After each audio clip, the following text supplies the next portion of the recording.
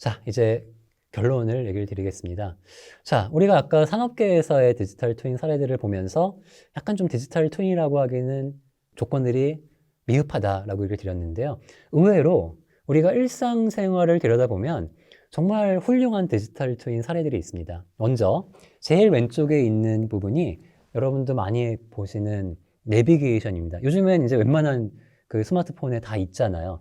제가 왜 이것이 그 디지털 트윈의 충실한 사례다라고 얘기를 드리냐면, 첫 번째, 여기 보면은 지형, 도로, 건물 등등등이 이 컴퓨터 안에 지도가 잘 만들어져 있습니다. 그럼 무슨 얘기냐면 커러스판던스와 코의전이라고 하는, 아까 우리가 모델을 만들기 위한 요건이 충실하게 반영이 되어 있는 걸 아실 수 있죠.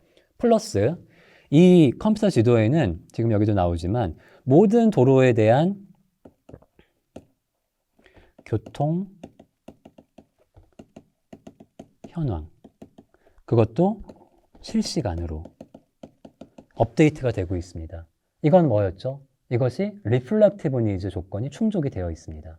그리고 이 정보를 이용을 해서 지금 여기도 나와 있지만 여기서 출발해서 도착을 하기 위해서 가기 위한 최단 거리에 대한 시뮬레이션을 해주는데요.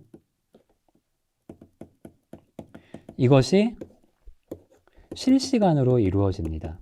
물론 여기에는 어떤 고도화된 그 컴퓨터 시뮬레이션 모듈이 들어가지는 않고 대신에 어떤 경로 최적화, 근데 스태틱하게 정적으로 경로 최적화라는 것이 아니라 실시간 교통 현황 정보를 받아가지고 그 사용자가 기다릴 필요가 없게 즉각적으로 최단 거리를 안내를 하고 있습니다. 어떻게 보면 이러한 내비게이션이 현실에서 그 우리가 찾아볼 수 있는 정말 의미 있는 디지털 트윈이라고 할 수가 있습니다.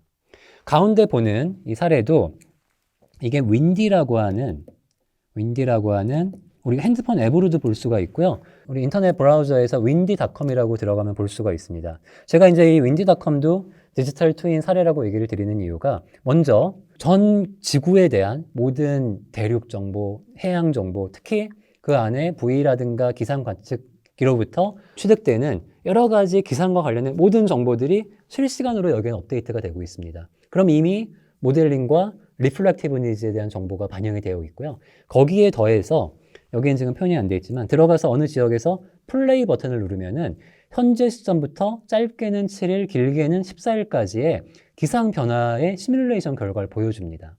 그러니까 이것도 어떻게 보면 그냥 윈디.com 뭐 기상 플랫폼이야 라고 하지만 어떤 의미에서의 충실한 디지털 트윈이라고 할 수가 있겠습니다. 가장 오른쪽에 있는 것도 이미 최근에 제가 아까 이제 디지털 트윈 휴먼 얘기를 했었지만 이미 우리가 웨어러블 디바이스, 특히 이제 스마트워치나 아니면 스마트 밴드 등을 이용을 해서 사람의 어떤 건강 정보까지는 아니더라도 뭐 체온이나 맥박이나 여러 가지 신체 정보들이 계속 실시간으로 계측이 되고, 그래서 특히 이제 요즘에 뭐 갤럭시나 그러니까 삼성전자나 또는 애플 진영에서 나오는 제품들을 보면은 어느 정도 이 통계를 분석을 해가지고 예를 들어서 너무 오래 앉아 있으면 좀 일어나 서 있으세요. 또는 뭐 운동 추세가 좀 줄어들면은 좀 열심히 하세요. 이런 정보들을 주고 있죠. 이런 것들이 앞으로 충실히 디지털 트윈으로 발전해 갈 수 있는 현실 세계의 사례라고 할 수가 있겠습니다. 자, 그래서 요약을 드리자면 이 디지털 트윈은 전통적인 MNS와 펀더멘탈은 유사하지만 이것이 MNS가 발전해가는 과정에서 이 디지털 트윈이라고 하는 용어가 등장을 했고, 거기에는 리플렉티브 니즈와 즉답성이라고 하는 특성이 반영이 되면서 더 발전된 형태의 MNS가 될 수 있다라고 얘기를 드리겠습니다. 그리고 현실 세계의 여러 디지털 트윈 사례들이 연결까지 리플렉티브 니즈가는 반영이 되어 있지만 큐드 어베일러빌리티, 즉 즉답성에 대한 부분이 좀 약합니다. 그 부분을 오늘날 이 발전되어 있는 인공지능, 특히 그 중에도 심층 인공신경망과 강화학습을 접목을 해서 이 부분을 이 디지털 트윈을 환경으로 함으로써 상당한 가능성을 찾아갈 수 있다라는 얘기를 드렸습니다. 예, 이렇게 디지털 트윈과 인공지능, 그것이 결합됨으로써 리플렉티브 니즈와 즉답성이라는 것이 더해진 이런 새로운 기술은 이론적으로는 사람의 의사결정이 필요한 모든 문제에 적용이 될 수 있습니다. 제가 오늘 사례로 얘기 드린 어떤 로봇이라든가 또는 제조 시스템이라든가 자율주행, 운항과 관련된 것뿐만 아니라 지금 여기 있는 것처럼 어떤 경영활동이나 주가 예측과 같은 부분에서도 이미 많은 연구들, 시도들이 이루어지고 있습니다. 왜냐하면 인공신경망이라는 거는 사람의 두뇌 활동을 대체할 수가 있고요.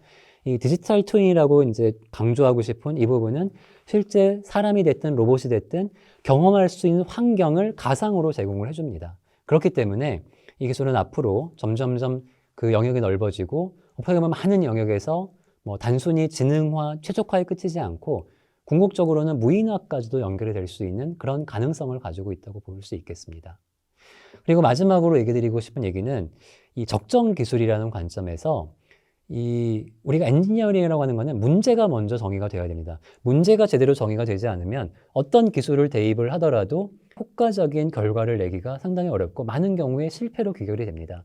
그렇기 때문에 어떤 대상을 접함에 있어서 기술을 먼저 대입을 하기보다는 우리가 해결해야 되는 문제가 뭐냐, 그리고 이 문제를 어떻게 하면 잘 정의할 수 있느냐라는 부분에 먼저 힘을 쏟은 다음에 그 문제를 해결할 수 있는 가장 적절한 수단을 선택을 해야 됩니다. 그 중에 이제 대안이 디지털 트윈과 인공지능이 될 수 있는 겁니다. 이 부분을 강조드리고 싶습니다. 예, 오늘 저는 그 디지털 트윈에 대한 얘기와 디지털 트윈이 더 성공적으로 발전하기 위한, 특히 즉답성이라는 부분을 더하기 위해서 인공지능, 특히 그 중에도 심층 인공신경망과 강화학습에 대한 접목을 말씀을 드렸습니다. 여러분들께 좋은 기회가 되셨기를 바랍니다. 이상으로 오늘 강의를 마치겠습니다. 감사합니다.